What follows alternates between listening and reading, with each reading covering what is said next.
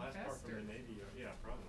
That part from the Navy is down. It's just Oh, no, I don't mean like for convenience. I mean just time-wise, it would be interesting. I heard you on some radio days, this morning. some days, yeah. I started to hear too, but Every now and then I have to do outside my Run right station. under traffic. What'd you do? I used that good question Military yesterday. ethic. Yeah, I'm working on a piece on I'll remember this file country. today. Trying to get some informed commentary. Well, I got one guy late yesterday. I got several other calls out. Because Sanders saw it. Revisited that thing the other day. Oh, did they? It's a media thing? The media story? In the speech. Yeah, yeah. Revisited. It's been And and misrepresented. Oh, absolutely. Yeah. Absolutely. He says it's he says it's a matter of rules of engagement. He said they want to see what we're not doing. The piece in effect is that they're going to do. You stop it. Just You don't run 3 miles, pick up a phone and report it. The ring of fire.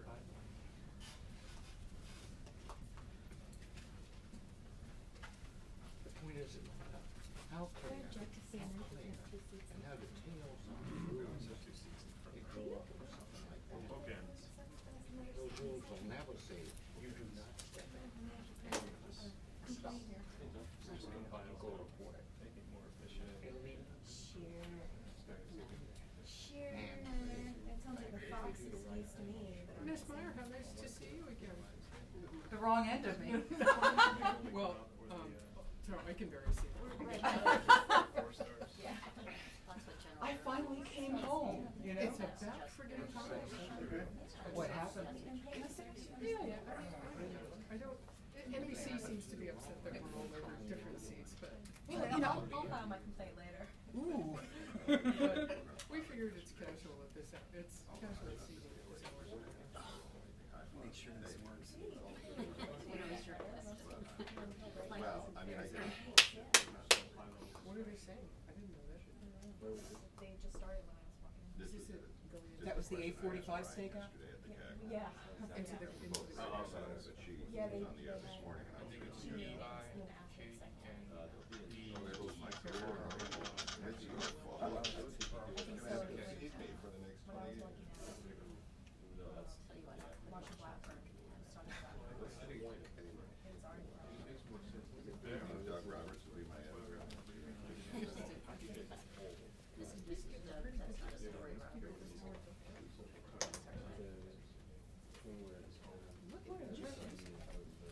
Aren't they hot? Flat.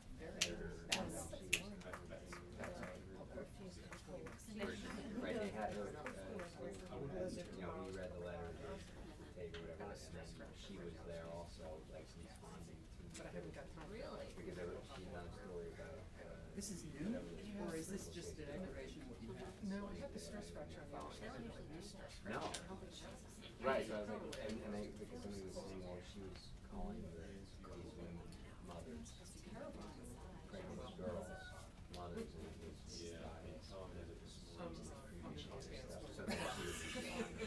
But I was like, I mean, it's kind of just take on it. You know, when You're a local, when you Bob can't drive in for a snow. while, When when you we go never allow anyone to do that, because they said, we had our, I had much Frankie without this. Right. Here, I remember. Me too.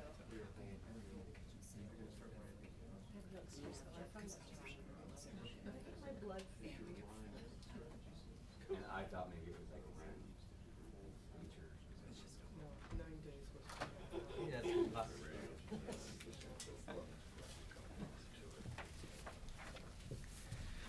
possible. Good morning and welcome.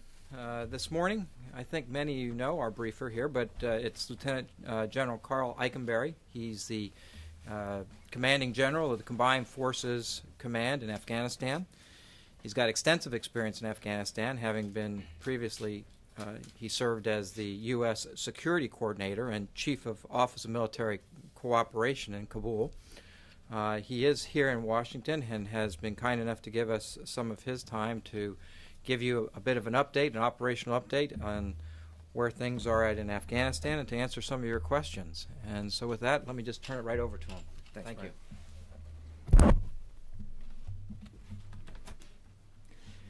Good morning, and thank you for the opportunity to provide an assessment of the situation in Afghanistan from a military perspective.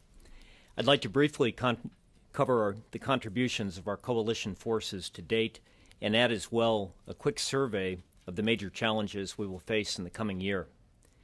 This is my second tour of duty in Afghanistan, and it's a distinct privilege to lead a tremendous group of soldiers, sailors, airmen, Marines, and civilians from over 20 nations as we contribute to and witness the historic drama that continues to unfold there.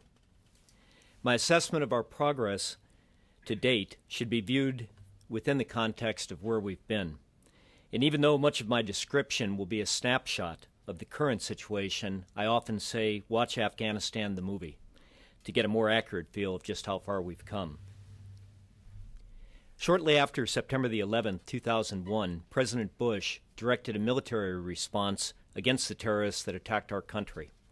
At that time, Afghanistan was under Taliban rule and was a haven for al-Qaeda. The mission then was twofold. First, to defeat al-Qaeda and the Taliban regime that harbored them. And second, to set the conditions to prevent Afghanistan from ever again serving as a sanctuary for international terrorism. The first task is being successfully executed. Although the fighting continues, al-Qaeda has been ejected from Afghanistan and the Taliban has been toppled. As for the second task, just consider where we were only 4 years ago. Afghanistan at that time had endured 2 decades of brutal warfare, including the Soviet occupation, civil war, and the Taliban's years of oppression. Much of the population was heavily armed and factional fighting was rampant. There was no nationally recognized security institutions. Much of the infrastructure of the country had been devastated. Roads, communications, power, education, and health systems were destroyed. There was a 20% literacy rate. Women were denied access to schools and health care, and I could go on. Now, against that backdrop, consider where Afghanistan is today. The country now has a constitution. Political processes have been formalized. The country has a democratically elected president. A representative National Assembly and provincial councils have been elected, and Parliament will sit within the next 2 weeks for the first time in decades. The Afghan National Army now numbers about 30,000 strong and is a nationally recognized institution with a nationwide presence. In fact, the Afghan National Army has completed its first deployment out of Afghanistan, which it did in support of the relief efforts to the Pakistan earthquake. The Afghan National Police Force is taking shape as well. Roads, wells, schools, and clinics are being built around the country. Millions of children are now attending schools, many for the first time. And just as important, there is a strong international consensus in place to continue this productive partnership with the Afghan people. Clearly, there's ample reason to be both proud and to be optimistic. But before I get to your questions, I would like to briefly lay out some of the challenges we face as we move forward in the coming year. First, we must continue the war against al-Qaeda and its associated movements in full partnership with the Afghan National Security Forces and our coalition friends. We will not pause in prosecuting our fight against this international threat. Second, we, and by we I mean here the United States, the coalition, and the Afghans working in full partnership, will continue to build the Afghan National Security Forces, including both the Afghan National Army and the Afghan National Police. We're emphasizing quality over quantity. We're working to develop leadership and the organizations necessary for the Afghans to sustain their army and police forces. And very importantly, we're building forces of which the Afghan people have confidence and will be proud. Next, we must continue to work with the government of Afghanistan and the international community to improve governance and develop the nation's infrastructure. This campaign's center of gravity is decreasingly in the military domain and increasingly in the domain of governance and economic development. The London conference next month will be an important step in renewing the commitments of the international community and the government of Afghanistan to support these priorities. The production and trafficking of illegal narcotics remains a significant concern in Afghanistan. Afghanistan and the international community are increasing their efforts to stop narco-trafficking and to eliminate poppy cultivation, and our military plays a supporting role in these efforts. Just as we have seen, though, in other parts of the world, success here will require a long-term, sustained campaign that includes providing viable alternatives to Afghan farmers. This is a very complex undertaking, especially given the degree of poverty and the broken infrastructure in Afghanistan. Finally, I expect that many of you are aware that we continue to work in close partnership with NATO's International Security Assistance Force, and that we are planning a transition of responsibility for Regional Command South to NATO ISAF in the coming year. NATO is already a major contributor to Afghanistan's security, fielding 9 provincial reconstruction teams and some 12,000 troops. The United States is a vital part of NATO and will continue to be a major contributor to NATO's mission in Afghanistan. Political discussions are ongoing now to address this planned expansion, which will benefit all parties and most especially the Afghan people. I hope this brief survey provides a useful update on the situation in Afghanistan, and now I look forward to your questions. Charlie. General Eikenberry, a couple of questions. How many U.S. troops exactly are in Afghanistan right now? Charlie, we have about 18,000. And NATO foreign ministers, they approved rules of engagement for the expanded NATO force. Is this going to allow that force to go directly after the Taliban and Al-Qaeda as opposed to simply protecting sites? And are you going to be able to cut the deployment of the brigade from the 10th Mountain Division because of that? As you know, Charlie, there's political discussions that are still ongoing now within NATO into the exact configuration of how the command of the Regional Command South will look. With regard to the rules of engagement, the expectation of NATO and its forces when it moves into Regional Command South that it will have the sufficient rules of engagement to vigorously fight the threat that exists in that area. With regard to our own numbers, Charlie, I wouldn't want to speculate on exactly what the configuration of the force would be. Clearly, if the expansion down to Regional Command South moves forward, our force levels will be adjusted. Now, having said that, we'll make contributions to that NATO force. I said during my opening remarks, when we talk about NATO, it's not NATO or the U.S. We are part of NATO. We're one of the 26 members of NATO.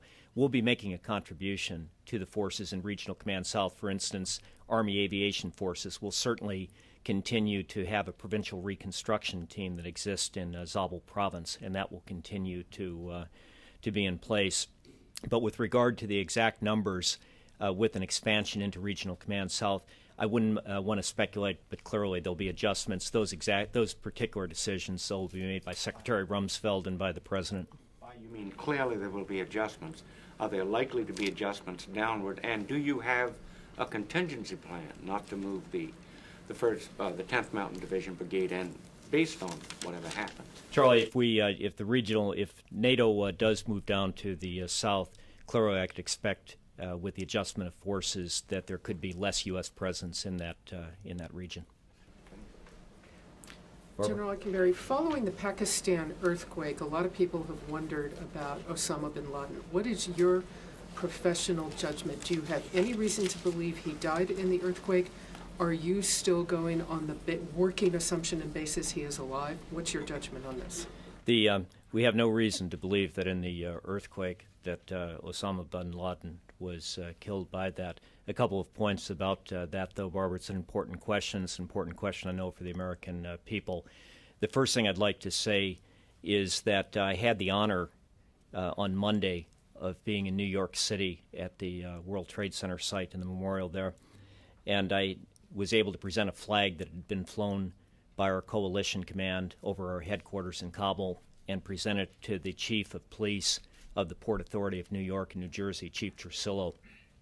I say that because that's symbolic of the direct connection that our coalition, our United States forces in Afghanistan make to 911 and make to the Al-Qaeda. I'd say that it's important, though, for us all to remember with regard when we talk about al-Qaeda, this is not about one man. This is about a network. It's about a movement. And we've continued to make progress over the last several years, and we've continued to make progress over this past year in Afghanistan with the attack against the leadership network of al-Qaeda that's present in that part of the world, and our progress that we're making in the campaign against the associated movements, and working hard to change the conditions that give rise to that. But back to bin Laden, what I would say that it's important for the American people, and it's important for the international community, and it's important for Afghanistan in terms of bringing that man to justice, and our forces will not rest until he is either found and captured or killed.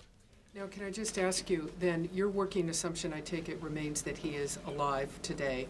Do you still believe, does the U.S. military still believe he is somewhere inside Pakistan along the border? Our working assumption is, Barbara, that he is alive today. I will not speculate on his location.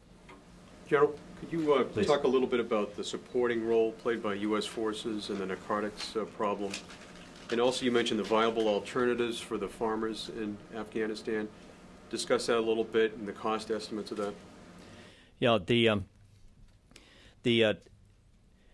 narco trafficking problem and the problem that stems from the production of poppy in Afghanistan is immense. I saw, just before I had a chance to come here this morning, I had seen an ABC survey that was conducted in Afghanistan that had a lot of very positive findings in terms of the confidence of the Afghan people and the way things are moving forward. It was quite interesting when they talked about the threat that they face today. They placed as the number 2 threat, the threat from narco trafficking.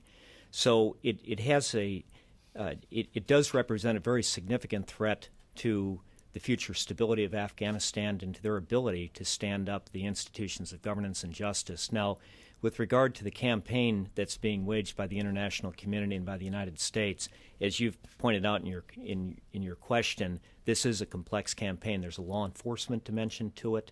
There's a dimension that has to do with eradication. There's a dimension that has to do with providing alternative livelihoods to farmers. There's a justice aspect to it, and there's an aspect of public information. And the United States government is very broadly engaged in all of these facets. Our Department of Justice, the DEA, USAID, State Department, and the military and support operations. Now, the military, our role in the supporting operations includes several aspects. First of all, we provide support for intelligence. We provide support if there is a interdiction operation or a law enforcement operation, depending upon the circumstances.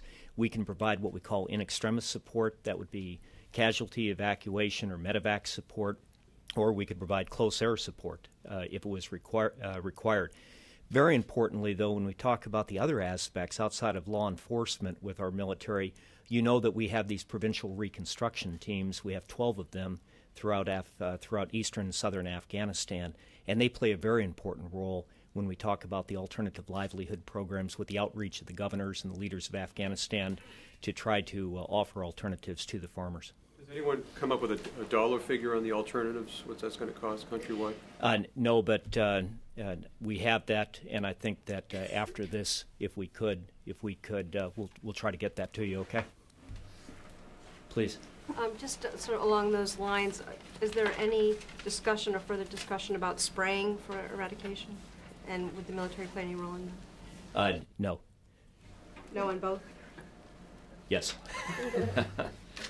General, there's been some recent detail on the that's come out on the July 11th prison break in Bagram. I was wondering if you might be able to tell us a bit about what you can tell us about what had happened there. Yeah, you're referring to on the night of the 10th and then extending into the 11th at the what we call the Bagram Theater Internment Facility, the escape of 4 detainees that occurred. And as we had announced back in July, several weeks after that escape, there were several contributing factors. First of all, physical security at the internment facility was inadequate. And then secondly, with regard to the deployment of the security force and the supervision of the security force, it was inadequate. We immediately took steps then to improve the physical security of the internment facility. We've also relooked at our training procedures for the security forces, and we took administrative and disciplinary action against members of that security force. Can you tell us what disciplinary action was taken? No. Why not? We don't talk about the specifics of our disciplinary action. Can you tell us, at least if the folks who had disciplinary action, if they were U.S. troops or if they were local folks working in the... They were U.S. forces. Please. General, when you look at the training of the Afghan army, and then you look over at the situation which is unfolding in Iraq, you say that you've emphasized quality over quantity. Do you think that that was an error, flipping the process around in Iraq? Also, what's your assessment of the way things stand there? I don't want to speculate on Iraq. What my responsibilities are for Afghan national security forces, but as we move forward with the fielding of security forces, and here I will talk about Afghanistan, that I think it's very understandable when you go back to the baseline that I talked about here, that we were beginning with 20% literacy rate. In the case of the military, absolutely no military traditions that was understood by all of the military members of the Afghan National Army. You know, you look at their past. You have some with a Western tradition, some with the Soviet tradition, some with the Mujahideen tradition, some that had been under the Taliban years. Trying to put all of this together within the context also of a very broken infrastructure, it's logical that you're going to, and I think it's very understandable that as the program moves forward, you're going to have adjustments. At the end of the day, it's not about the quality of the force, it's about the effects that that force can achieve on the ground. With the Afghan National Army, one of the important effects that they're achieving on the ground is that they are a very respected institution, and their national presence gives the Afghan people tremendous hope and confidence that their nation is coming back together. So as we move forward, working in partnership with the Afghans, to look at those kind of adjustments in the program, you can expect those to occur. If I can just follow up on that, you said, I think, if I understood you correctly, that the police are lagging behind in terms of their development. Is that right? And why does that seem to be? The police program, there's a very strong program that is underway currently. Over the last several years, there's been a great training program for the police, but it's now time to shift to a program which not only emphasizes training, but looks comprehensively at the provisioning of equipment for the police, communications equipment for the police, mentoring for the police, and that program's in place, and it's starting to gain some momentum right now. General, this transition to a NATO command in Afghanistan is occurring at the same time that there's been a shift in, or it seems to be a shift in insurgent tactics. More IEDs, suicide bombings. I think that there have been a couple of incidents where helicopters have been downed as a result of ground fire. What's going on there? And are these tactics being imported from Iraq? Do you see links in terms of the people who are advising them, training them? What's going on there? Important question. It's a question that, of course, we continue to ask ourselves every day. A couple of points, though, that I'd make. First of all, let me come specifically to your question about linkages between Iraq and Afghanistan. What we would say right now is that we have no concrete evidence about, let's say, fighters or facilitators moving from Iraq into Afghanistan and conducting direct training of the Taliban forces or the associated movements of al-Qaeda. Foreign funding continues to be made available to those forces, but we're not seeing a direct linkage, as I said, between fighters and facilitators and trainers coming from Iraq into Afghanistan. Now, with the trends that we see, if I can make a couple of points. First of all, it's important to remember that with the growth of the Afghan National Security Forces, the Afghan National Army and the Afghan National Police, working in partnership with the coalition forces and their forces operating independently, these forces, now these combined forces, are able to operate in areas that previously, in previous years, we weren't able to move into. So in places, say, in northern parts of southern Afghanistan, traditionally points of Taliban influence, points in eastern Afghanistan, traditionally places of Taliban influence, that are very difficult to get to, mountainous areas. We're now able to move into those areas. So, indeed, there has been more fighting over this past year, but there's been much more fighting that's been initiated by Afghan forces and by our own coalition forces and working in combination. The second, with regard to the tactics that the enemy is using, if you look at it from a military perspective, the enemy this spring and summer in some of their major engagements against our coalition forces and the Afghan army, when they massed their forces, they suffered some very decisive defeats. If you look at it from a Taliban military perspective, what's happened over this last several years? Just that drama that I said in my opening remarks that's unfolded. Constitution, democratically elected president, democratically elected parliament. If you're on their side and looking at the trends that are out there right now, the tide of history is moving against you. So a shift in tactics is not necessarily a sign of strength. My belief is that the shift in tactics right now is very much a sign of weakness. We've seen in Iraq how disruptive the suicide bombings and the IEDs are. And, I mean, this seems to be something new in Afghanistan. Aren't you concerned that you could find yourself in a situation that's sliding towards an Iraqi scenario? We see no trends, we see no indications that such is the case. Now, you're correct again, there have been an increase of IEDs, there has been an increase of suicide bombers. What I would say is suicide bombing is clearly against Afghan culture. The numbers that we're looking at right now, if you look at the size of Afghanistan, are not extraordinary. Are we taking measures working with the Afghans to combat those tactics? Of course we are. We're very vigorous in our pursuit of counter IED tactics.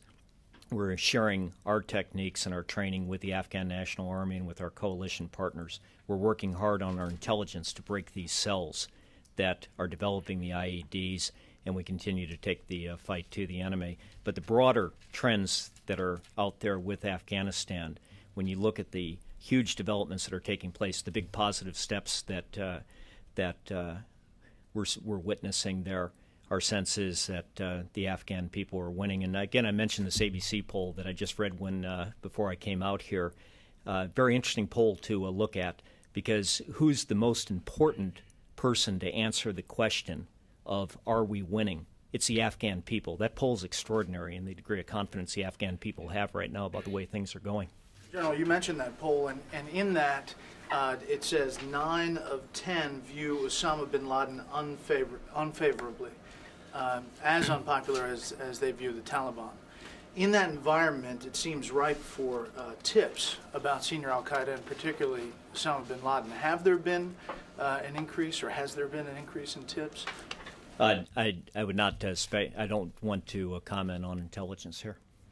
Well, can you talk about, we've seen in Iraq how that environment turned tips up the numbers about Zarqawi's location.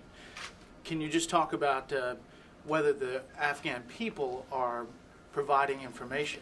What I would say within Afghanistan, where the fight in Afghanistan is against, a lot of it's against the associated movements, the Taliban forces, a network that's called the Haqqani Network, a group that's called the Hekmatyar Network. What I would tell you is that the Afghan people, over time, their willingness to come forward to Afghan national security forces and to us and to provide useful information, that has steadily increased. And it has a lot to do with the conditions that exist on the ground. These areas that I talked about that we're operating in for the first time, in which there has been, say, a Taliban influence over a period of time, the people there will need reassurance as Afghan government reestablishes their control and the Afghan national security forces operate in that area. They'll need reassurance. And then we see over a period of time that with that confidence comes some very great help from them. Can you update us on the situation in Afghanistan vis-a-vis two things that have come up recently for Iraq? One, do you have folks under your command who place stories in the Afghan media? If so, are they properly identified as such, and do you pay for that placement? And the other story is, what directive, if any, have you given to your troops in Afghanistan regarding their responsibility to stop any abuse that they might see of prisoners by the Afghan forces? First question was with regard to the, the information that is provided to the media. We've done a review of our own procedures. When I get back to Afghanistan, I'll take a careful look at this. But what I would tell you at this juncture, that I have no evidence that the procedures you're talking about, that we have used those in Afghanistan. The second was with regard to instructions to our forces. Yes, I do have instructions that stand with our forces with regard to any of our soldiers in the coalition that were to see abuse by Afghan National Security Forces, an obligation to stop those and an obligation to report those to our chain of command. Do you use force, sir, to stop it? I'm not aware of any situation we've had where that has been necessary. I would also tell you that a very critical part of the Afghan National Army and the Afghan National Police training program does include human rights and how to handle properly detainees. General, the 6,000 NATO troops that are expected to go to southern Afghanistan, you said they'll have sufficient rules of engagement to fight the enemy. Is it accurate to write they will be able to conduct combat operations? I wouldn't want to characterize that for NATO. Very good. Thank you all. Thank you. Thank you, John. Thank you.